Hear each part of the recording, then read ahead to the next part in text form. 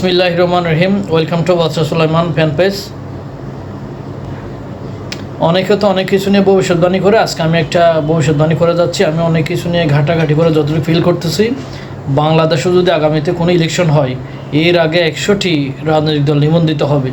কিছু হবে one man one party, online ভিত্তিক অদৃশ্য পলিটিক্যাল পার্টি।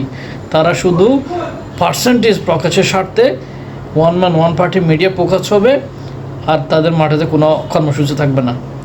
বাংলাদেশ যদি গণতান্ত্রিক দেশ হয়, সবাইকে স্বাগত জানাচ্ছি। কিন্তু সবচেয়ে বড় কারণ হচ্ছে এর মাধ্যমে বিতর্কিত লোকজন পূর্ণবাসিত হচ্ছে, মিডিয়া ফোকাসড হচ্ছে।